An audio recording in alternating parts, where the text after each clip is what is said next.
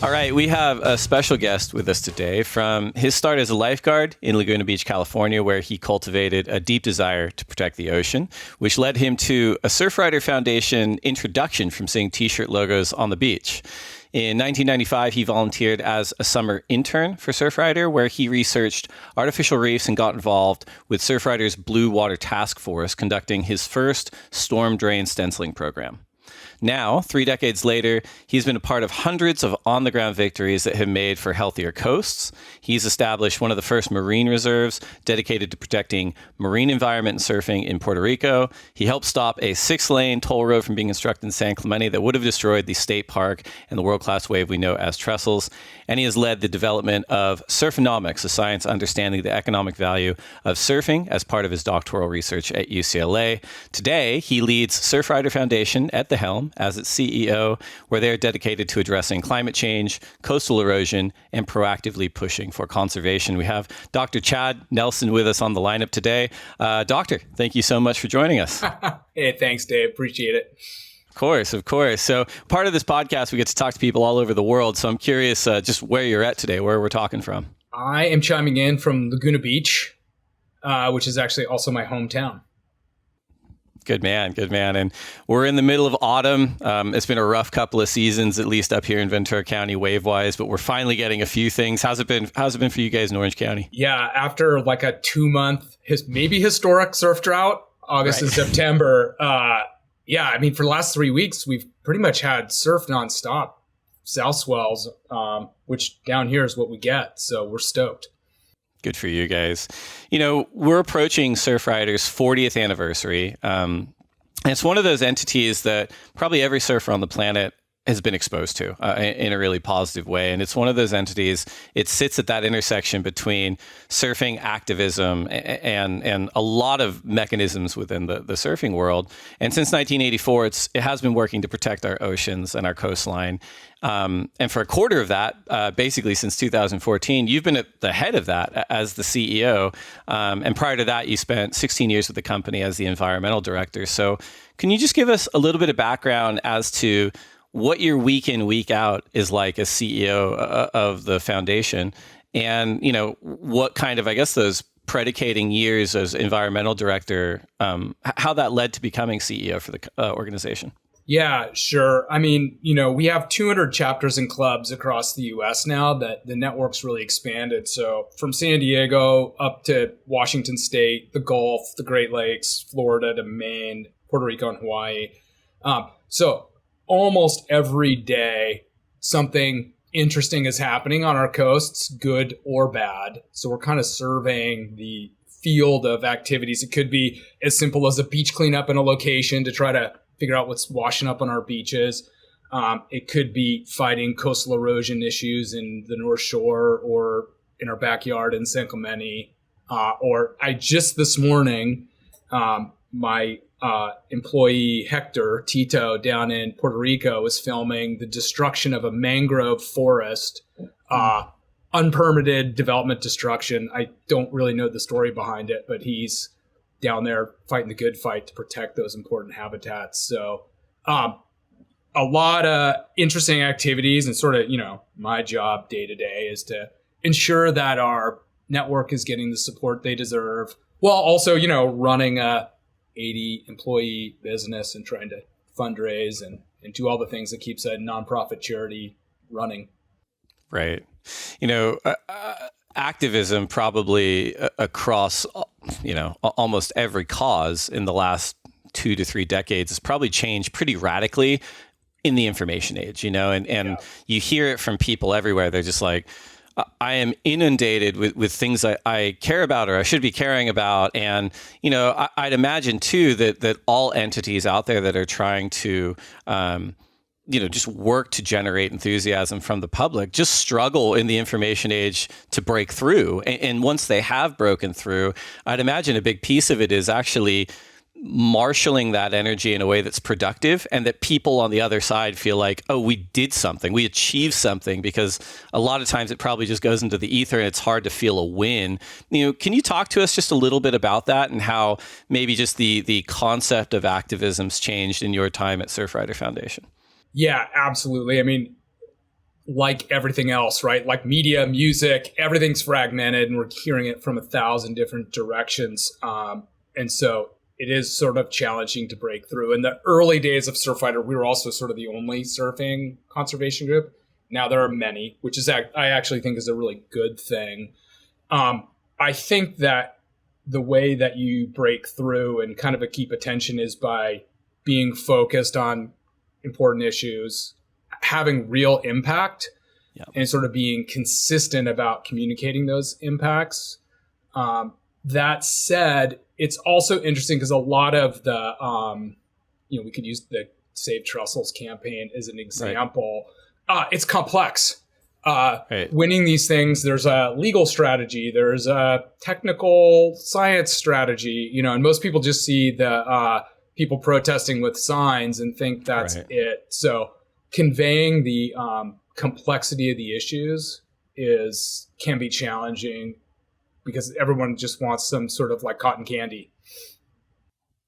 So it's a good point you raised too. And even the point about how in 2024, there are so many organizations out there that are in a similar space, and I mean, even at WSL, like we've had, WSL PURE and WSL One Ocean and, conversations early on that I was involved in, we were talking about like, well, if the point is sort of the greater good of this initiative, right? Like, is there a risk in redundancy, right? Or in sort of competition that's not very productive, right? And I always think back, there's a book called The Snowball about the investor, Warren Buffett, which is interesting. But at one point they talk about his foundation. He had this huge sort of philanthropic foundation, and he ended up shutting it down and giving all the money and kind of committing all of his other money to the Bill and Melinda Gates Foundation. And when someone asked him about it, he said, well, he goes, the point of having a philanthropic foundation is to do the most good. And, as far as I'm concerned, that entity is doing more good than mine. So the money's better spent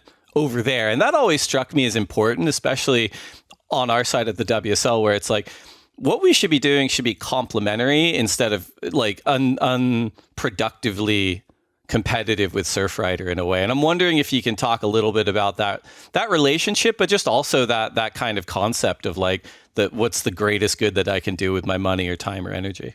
Yeah, no, it is interesting. And I mean, I think, there's hundreds of ocean and coastal conservation groups out there. And in some ways that's a good thing because maybe they represent their local community or a different population of people.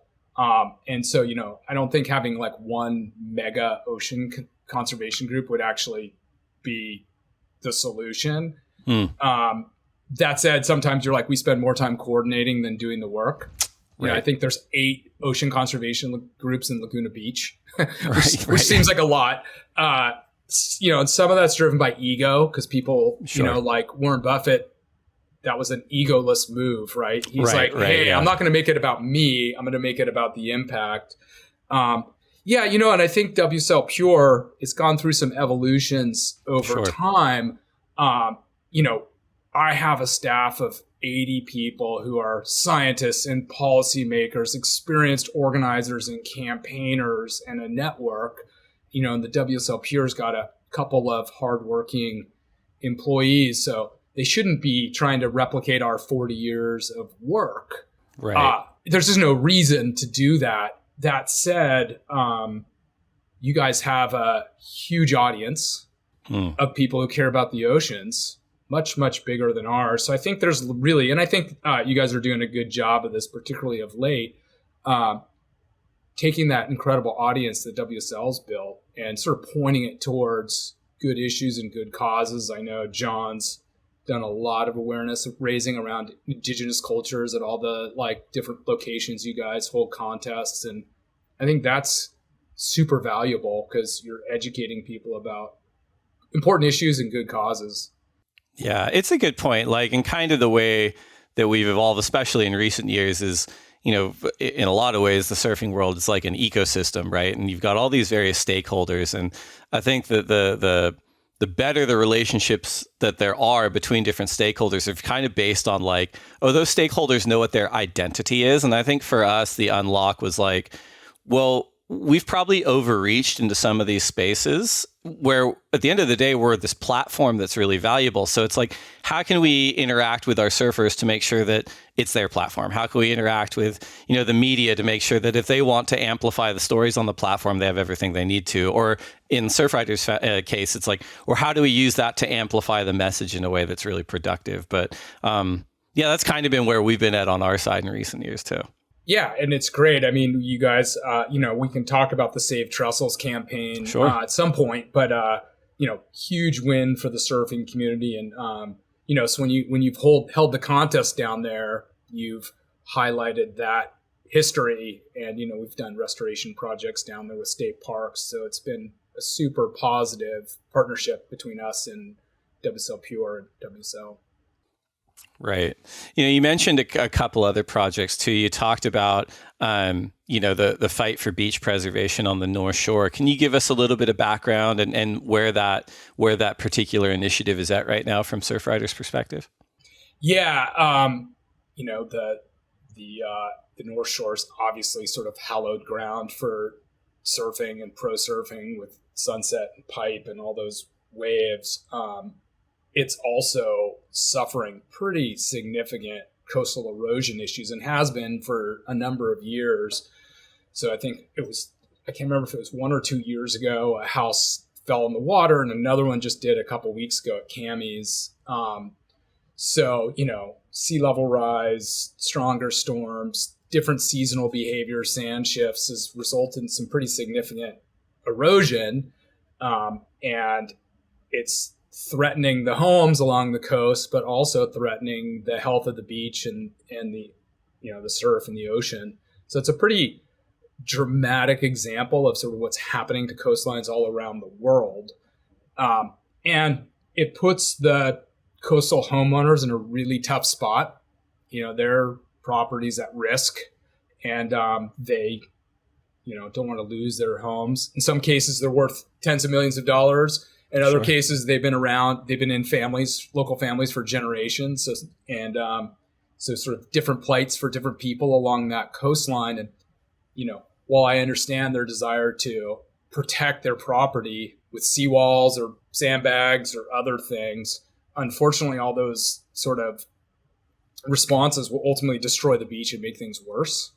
And so, sort of seeing this tension and this problem, I guess about 2 years ago, we organized something called the North Shore Coastal Resilience Workshop and brought together homeowners, local stakeholders like the North Shore Land Trust, some coastal scientists from Sea Grant, Surfrider and others to try to develop a plan. Like, what are we going to do to address this issue when there's not really an easy, simple solution? And we put together a series of recommendations, what we thought needed to happen. More enforcement of the laws that prevent illegal structures from being built on the beach. At the same time, the state needs to help provide these homeowners some options, whether that's a buyout or ability to move or something. And just last year, the state legislature in Hawaii granted $1 million to Sea Grant to build a North Shore coastal erosion plan, which we're really excited about, because that's the first step. Is like, okay, being reactive to every big swell event is not going to get us the solution we need. Taking a step back and looking at the science and understanding what the options are, and then making probably some tough choices about the future of some of those homes is the only way we're going to keep the North Shore the way I think we all want it. Yeah. No, I'm glad you brought that up too, because we mentioned it before, but the Surfrider Foundation, it does sit at that intersection of, activism and surfing and science. And to the extent that, policy writing or government grants or legislative actions involve, like, to a degree, politics, and it's not super dissimilar on our side either, right? Like, and, we end up operating with the communities that we go to. We work with the governments, we work with the tourism boards, and, surfing historically has like a history of being apolitical. And while we didn't plan it this way, this episode is dropping on election day in the US. And I won't ask you to lean in either direction if you don't want to, but just the idea of having to navigate the political components of this too, especially in a situation, I guess, like we're in the US where things are so polarized, right? And whatever the outcome may be, I'd imagine Surfrider is like, well, ideally, we're able to work with anybody. That's right. I mean, at the end of the day, our mission statement is the protection and enjoyment of the world's ocean waves and beaches. I think you'd be hard pressed to find a surfer who doesn't say that sounds good. So I think we all want the same things, right? We want clean water. We want healthy beaches. We want healthy ocean ecosystems and good waves. And, that's what our founders wanted 40 years ago. And that's what we're fighting for today. Now, how you get there is where, it gets tricky. And we hear all the time, oh, Surfrider, you should just stay out of politics. And I'm like, everything we do is politics in some level. Because, to stop the toll road at Trestles was permits, and it was regulatory agencies and decision makers, and same on the North Shore. And, same thing when you guys are trying to get a permit to hold a surf contest. And so, of course, yeah, politics is, whether we like it or not, sort of how we make decisions. And, that's what we're trying to, make sure we insert the interests of coastal communities and surfers and beachgoers into those decision-making processes. Of course. And I mean, it is challenging, right? Because you guys are operating in an apolitical sort of for the greater good lane, right? Yeah. And a huge amount of what you operate off of is like, well, the science of climate change is informing these decisions. And then, when an election comes up and one side's like, well, that's not real. You're like, okay, well, we'll deal with that later kind of thing. But it's one of those things where it's like, we're trying to have at least like unimpeachable principles in terms of how we operate our organization. That's right.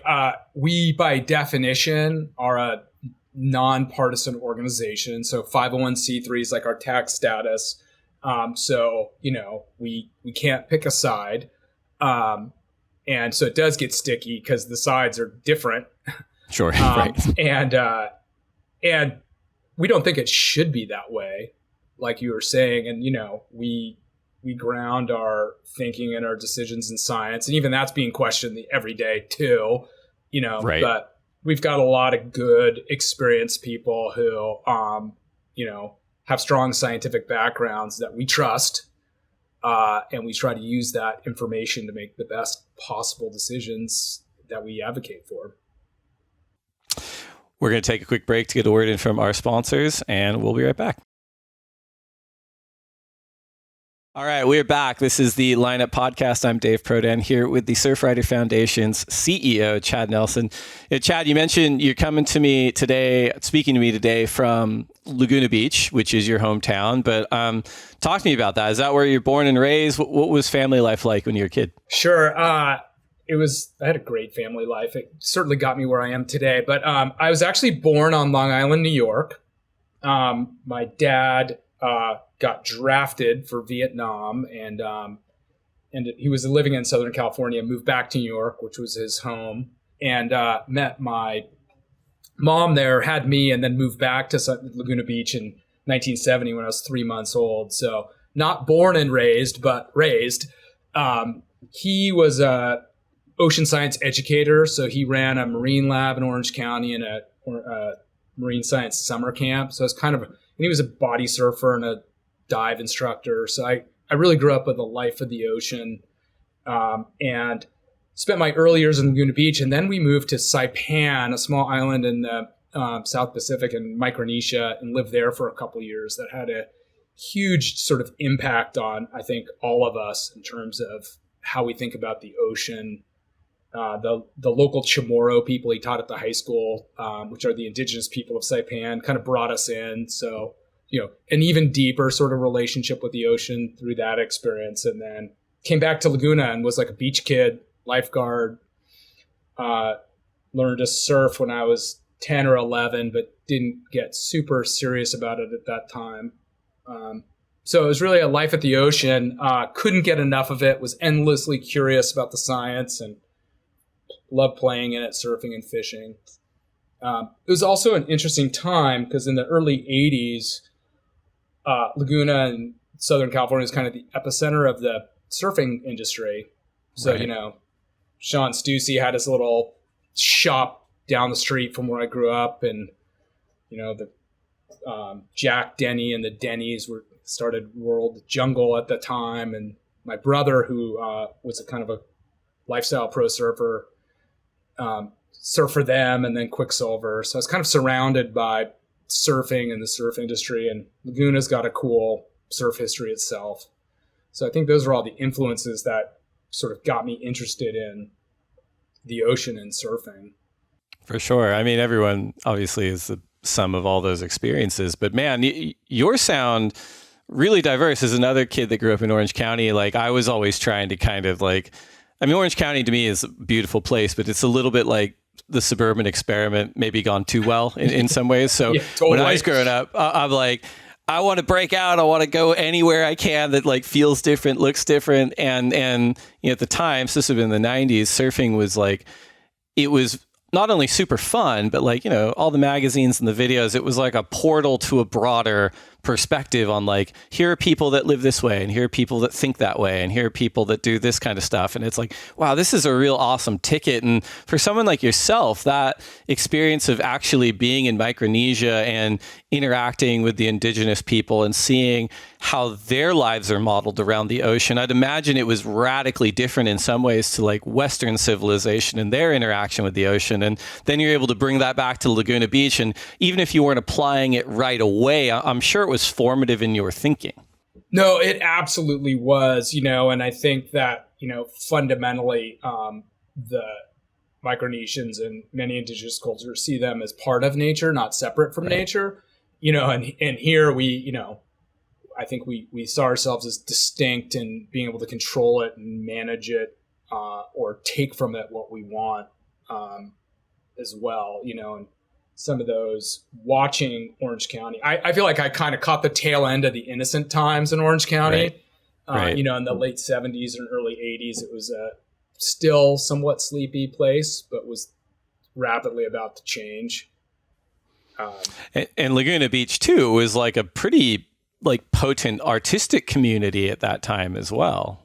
Yeah, my dad was like a teacher, taught at this marine lab that's in Dana Point, that's now the Ocean Institute, and it was a bubble, and it was like there were surfers, the LGBTQ community and artists. That was kind of like what made up Laguna, and all those people seemed to get along.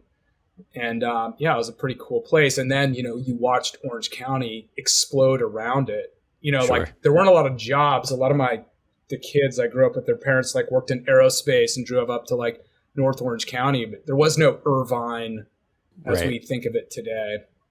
Yeah, no, it trips me out every time I go back to visit my mom. I'm like, I knew this was here, but it wasn't when I was a kid. It was just a hill kind of thing. And yeah, it's totally. It's a whole different thing. But you mentioned your brother was a lifestyle professional surfer. You yourself are a very high level surfer as a lifeguard as well. But at some point you were faced with sort of the fork in the road that most surfers are faced with, I'd imagine, which is like, I keep doing this or I can go to school. You elected to go to school. You studied geology at Brown University. What was that decision process like for you? Yeah, it's interesting. In the starting even like in junior high, late elementary school, maybe because of the sort of reputation that surfers had back then, I felt like I had to make a choice. I was a pretty smart kid, so I was like in the advanced classes or whatever. And all my friends were skaters and surfers, but I felt like at that time you had to either be a skater or a surfer, or you had to be an academic. Right. And, I think my parents probably played some role in pushing that too. And so I kind of leaned the academic route and surfed a little bit less and played water polo and focused on school. My brother, on the other hand, rebelled against my parents and did nothing but surf, and has ended up making a pretty good living doing that too. So it worked out fine. And so for me, I kind of went the academic route, went to college in Rhode Island, didn't surf much while I was there, but studied, natural environment, was interested in environmental movement. And it wasn't until sort of later in grad school that I realized I could actually circle back to my love for the ocean and surfing and, start studying that for a living. So.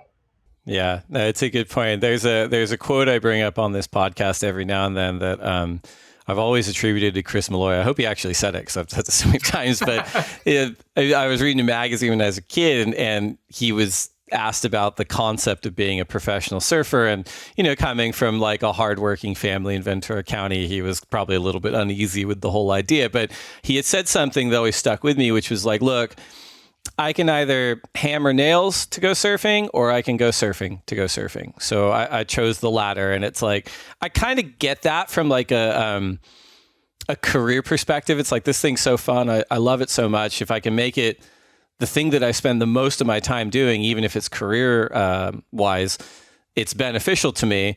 I've experienced that for sure, but it is a little bit of a double-edged sword because sometimes for me, I'm like, oh God, I just want to like actually go surfing for a change without thinking about my day job. I don't know if you feel the same way at Surfrider, but yeah, I guess I do and I don't. I mean, it was pretty clear. I was just dabbling in surfing. So like the real surfers in my town when I was growing up, like my brother and Hans Hagen and Jeff Booth, and there was like I was never part of that sort of like elite echelon of surfing. So it was pretty clear to me that was like, I never did contests when I was young. So it was just a sport, something fun to do, but, right. So it was never really an option. But I ended up circling around to have a job that's super closely related to surfing, which I love. And yeah, I mean, when I'm out in the ocean, I'm actually typically sort of inspired by my love of the place, and I'm still surfing the same place I learned to surf, 40 odd years ago. And I still love it every single time, just as much as that first time. So it's actually a source of inspiration for me. And do I think about work? Probably sometimes, but right. Mostly I'm like, hey, this is worth protecting. Yeah. Let's talk about your master's thesis. I believe it was on artificial reefs. And as we said, when you volunteered as a summer intern at the Surfrider Foundation, that's something that you were researching. But give us a bit of background on that and give us a bit of hope that they're right around the corner. We've got plenty of waves popping up that are environmentally friendly. Everyone that's, has in proximity to like a very exposed beach break with inconsistent sands, probably like, come on, Chad, help us out here. Yeah.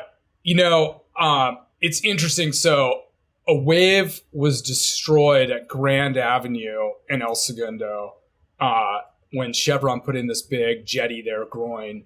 I think it was after one of the El Niños in the 80s. And Surfrider actually opposed that project in its early days and sort of lost, and Chevron protected their refinery there. But the Coastal Commission held Chevron to account to mitigate the lost wave, which was maybe the first time in California that a lost wave actually had a consequence. We'd lost Stanley's up your way, and Killer Dana and all these other spots had been impacted with no consequence, which is part of the reason why Surfrider was formed, is we were tired of losing waves.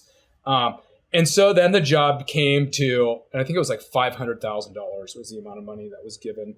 Not much. So Surfrider was going to try to build this artificial reef to bring back the lost wave.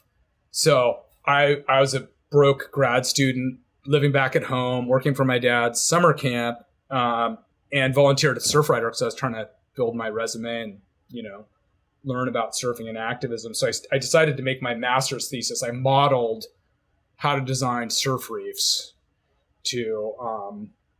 and talked about the sort of the policy history of this lost wave and what it meant. And Surfrider after I did the modeling, hired a guy named Dave Skelly to build a reef at El Segundo. That was a total fail. I remember this. Yeah. One of my, the designs that I was trying to play around with, I think had little bearing on the ultimate design that they built. Is mostly an academic exercise and looking at these things. And one of my first jobs at Surfrider was actually to take the thing out, which was not easy to do. It was like 120 sandbags that were each like the size of a VW bus. And trying to get those things out in the surf zone was no easy task. And a bunch of artificial surf reefs have been built since. Most have failed. Right. India, Australia, New Zealand. And I actually think that the reason is something that we call preconditioning, which basically means the waves start to form farther offshore than we think. So when you're sitting at your surf break, pick whatever spot, and you're looking for the next set to come, usually you can see it starting to form pretty far out. And you're like, oh, there's a set coming. And, oftentimes you can tell kind of which direction it's coming from. And so you're like, oh, it's going to swing wide, or it's going to, do whatever it's going to do. That means that thing's already starting to feel the bottom out there and focus. And so I think the reason there are so few good surf spots in the world and on our coasts are because you need that perfect reef or shoal or sandbar or cobble, berm, river mouth. But you also need stuff outside that to start focusing the energy. So, and I think, to build a reef that's big enough that would actually focus it 300 yards offshore is doable, but hugely expensive. Right. Well, I think that answers most of our questions. But I mean, the funny thing too, it's like, I'm like, how am I gonna? Yeah, it's like, but like, it is one of those funny things too, where it's like when the intention is to go do it, hasn't quite worked out yet. But like, Miguel, get ready for the bleep. But like, occasionally when we're not doing it intentionally at all, like building the jetties at it creates like an incredible beach break, so it's just one of those things where it's like, good grief, like I wish we could just figure this out. But I know they're happy accidents, right? Like you got the wedge. Exactly, yep. I mean, exactly, yeah, right. There's jetties all up and down the East Coast in New Jersey and the Carolinas or piers that make good waves, and it does seem like we do better almost when we don't try. Yeah, well, that's good advice too for anyone out there that's thinking about trying. But we talked about the longevity of your career at Surfrider, and I'd imagine you're probably a lifer at this point. I mean, have you ever considered going anywhere else? I mean, have you ever been seduced by any other sort of offers out there, or is the work? I'd imagine the work, if you're of a mind to have it be, is perpetually stimulating at somewhere like that. Yeah, I mean, I've been here for 26 years. It's pretty unusual these days to have someone have a career in one place for that long. I still love it just as much as the first day. There is unfortunately an endless number of challenges that we're facing. I think we'll be addressing the impacts of climate change on our coast, certainly for the rest of our lives. And they're interesting challenges because you're talking about the ocean, but you're also talking about humans and people and decision making. And the network of people out there at Surfrider volunteering their time and energy to make our world a better place are incredibly inspiring. So it's, and as a surfer, as a scientist, and as someone who cares about the ocean, like being able to work on those things together, it's kind of hard to imagine for me, a better place to do that work. So no plans, as long as they'll have me. Yeah, I know the benefit of endless challenges, I guess, is the way to put it too. Yeah. I get it here where it's like I'm coming up on 20 years and they're like, don't you get bored? I'm like, there's plenty of things we haven't solved. There's always something to work on. So yeah, absolutely. Yeah. We talked a little bit about the relationship between the WSL and Surfrider Foundation. I believe this episode's coming out, if not a week, maybe just a little bit more than a week before the release of the WSL One Ocean's Impact Summary Report.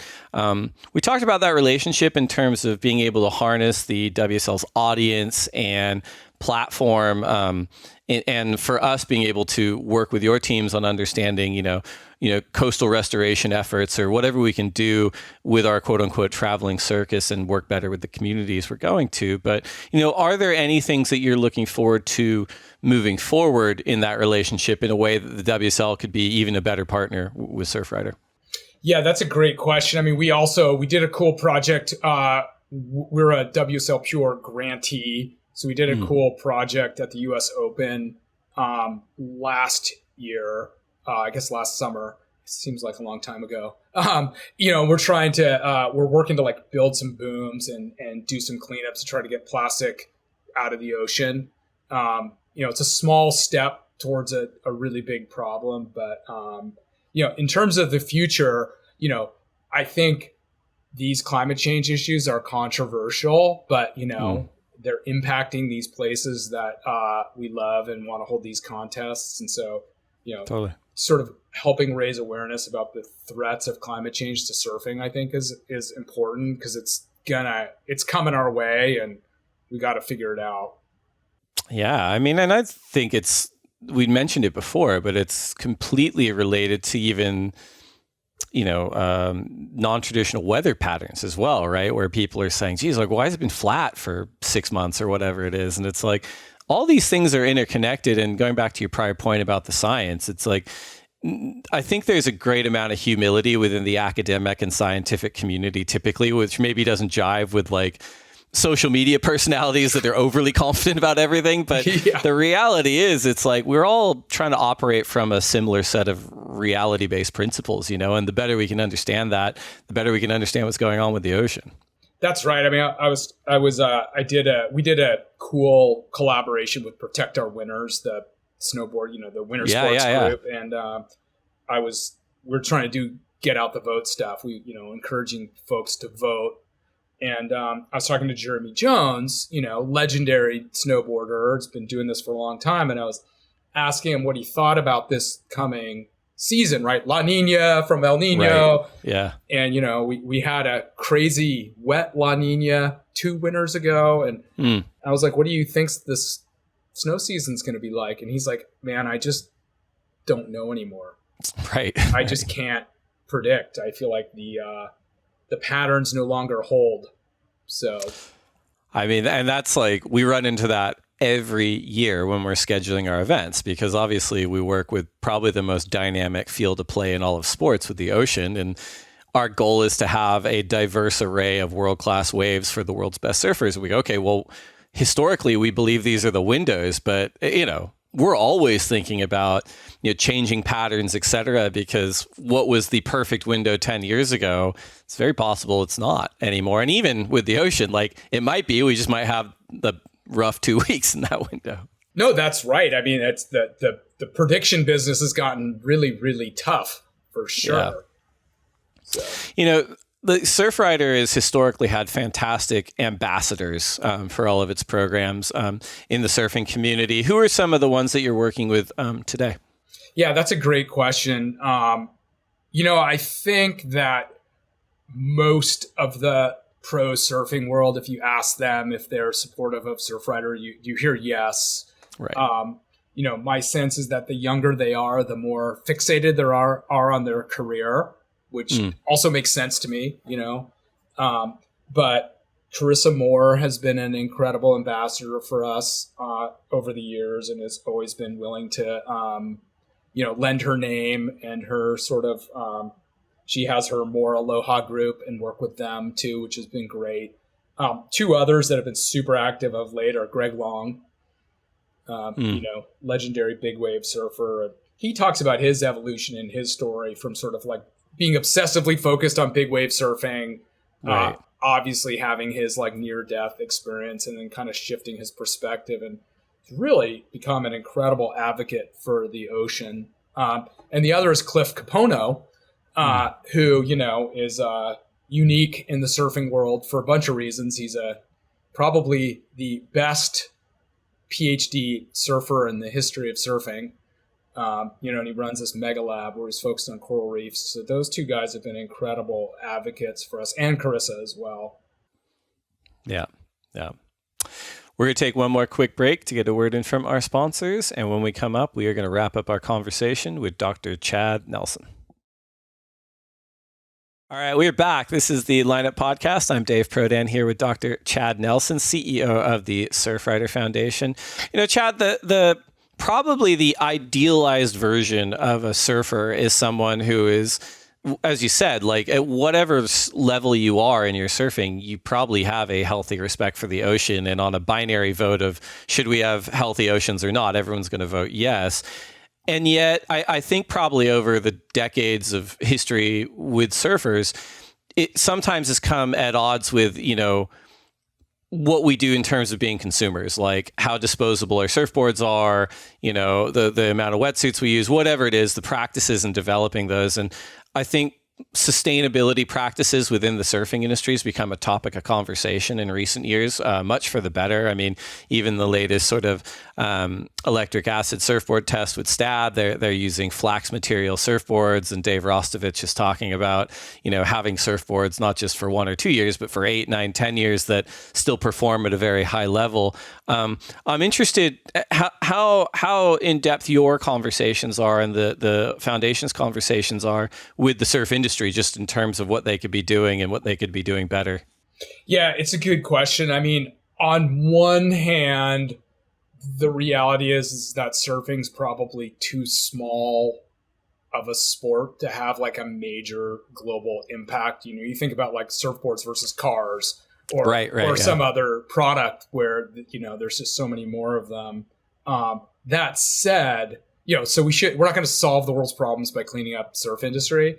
That said, obviously everybody should be doing what they can to minimize impact. And, it's great to see that conversation evolving, surfboard materials. I mean, I have a full range of surfboards, from eco surfboards to PU surfboards, and the idea of having a surfboard just last forever is actually pretty attractive. I'd love to go on a surf trip and have one not break. Yeah, right. And there's a conversation happening about neoprene and the toxicity of neoprene, and trying to figure out how to make ULEX suits and natural based rubber suits perform at a higher level. So I feel like it's all heading in the right direction. We still have a fair amount of work to do to figure out, and also like tourism, right? The resorts are trying to do a better job, and so it sounds like it's all heading in the right direction. We probably need to do more faster generally, but right. And I think surfers are, even though it's a small population generally, they sort of have an outsized influence. So there is an opportunity to sort of, show the world how to be a good ocean steward. Not enough surfers are active, frankly, in my opinion. No, of course, yeah. But so we need more to do it.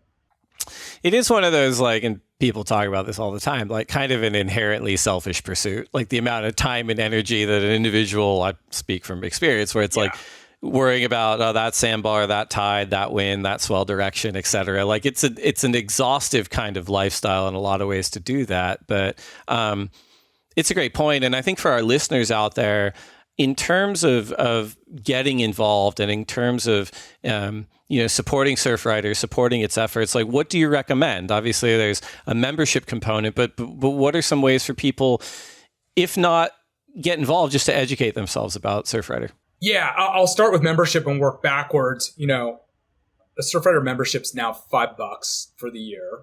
And it's actually less about the revenue for us. It's more about the people power. So the reason that there's no toll road at Trestles is because thousands of surfers showed up at those hearings, and despite the political odds, stopped that project. So people power is kind of what we believe in. And the more members we have, the more power we have as a community. We have about 50,000 members, we estimate. There's 3 million surfers in the US, 3.5, something like that.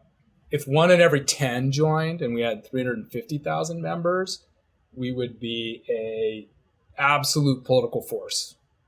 and we would point that energy towards protecting our ocean waves and beaches. So I would love to see more surfers join. I wish it was more like AAA, where you kind of felt like it was part of the package.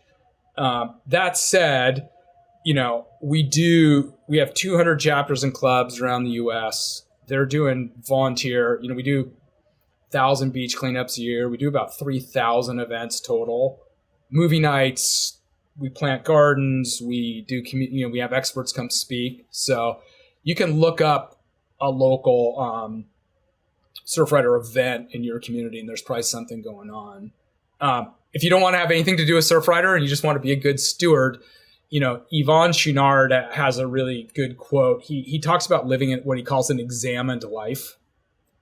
And what he means by that is just thinking through the consequences of your decisions, whether it's that surfboard, that wetsuit, that single-use plastic bottle, just kind of trying to slow down a little bit and think about the consequences of your actions. And I think that if you actually put that into practice, you'd stop. We all do it, right? We're moving fast. We make hasty decisions and they're convenient, but maybe not sort of the smartest over the long haul.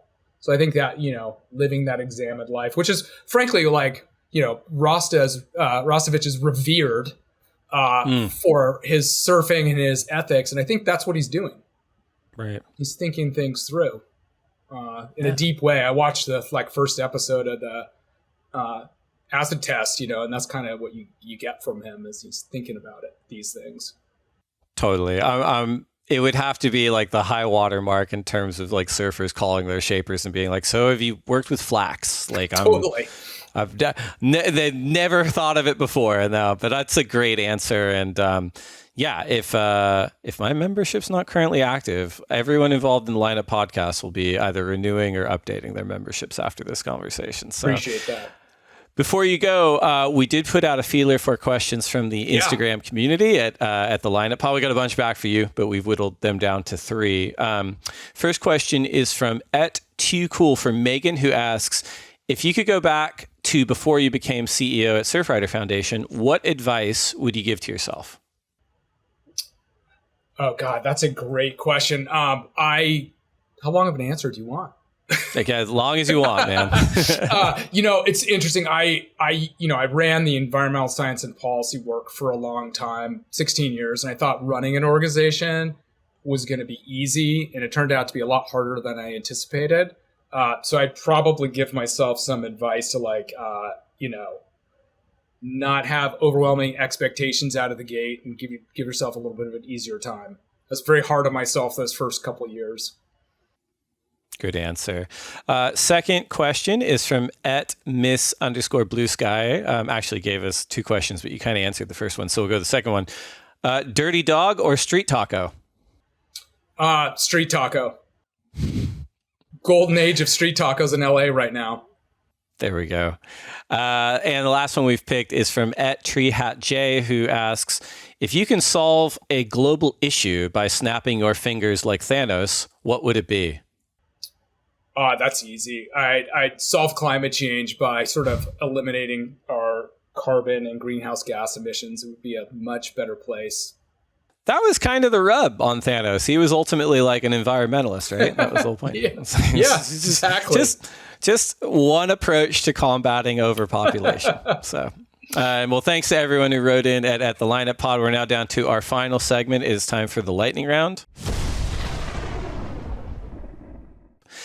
So here are 10 questions for you to answer as quickly as you can. If you could only have one board set up for the rest of your life, single fin, twin fin, thruster, quad bonzer, or finless, which would you choose? Probably go for tri-fin. Coffee or tea? Coffee. Burrito or pizza? Burrito. Last book you read? The Wager. Best surf film ever? Tough question. Probably go with Big Wednesday. What is one wave you never have to go back to? Never have to go back to. God, that is a tough question. I'm stumped. I've surfed a lot of places. I'm trying to think of one that's like, I never have to go back to. Don't know. That's fair. Not everyone has an answer for that one. It usually ranges. Some people do, and they're like, I don't want to say it because people get pissed. Yeah. If you only get to surf one wave for the rest of your life, and you can dream cast it, perfect conditions, just your friends, which wave would it be? It'd probably be either one of those like right-hand sand point breaks down in Oaxaca, or my local reef right here in Laguna Beach. Best person to share a lineup with? Probably Jerry Lopez.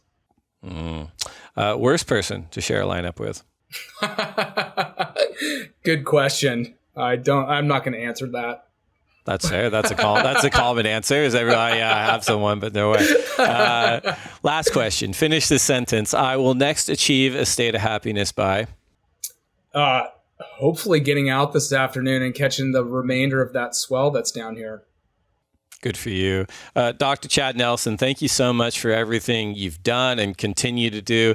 Everyone should check out their Surfrider Foundation membership and get involved. I know we're going to be doing it, but really enjoyed talking to you. And good luck to everyone out there today. Yeah, thanks so much for having me, Dave. It was fun.